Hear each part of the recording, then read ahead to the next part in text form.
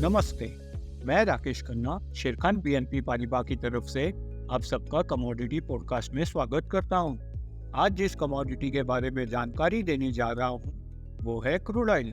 MCX पर crude oil price sideways range में move कर रहा है और अपने की रेजिस्टेंस 6840 लेवल की तरफ मंडरा रहा है, जिससे ये पता लगता है कि ट्रेंड बुलिश है। क्रूड ऑयल प्राइस ऊपर में अगर 6840 लेवल को ब्रेक करता है तो आने वाले ट्रेडिंग सेशन में 6950 और 7150 लेवल का टारगेट देखा जा सकता है। नीचे में इंपॉर्टेंट सपोर्ट 6650 लेवल पर है। अगर ब्रेक करता है तो ट्रेंड रिवर्सल हो सकता है। प्राइस इंडिकेटर MACD बुलिश है। धन्यवाद।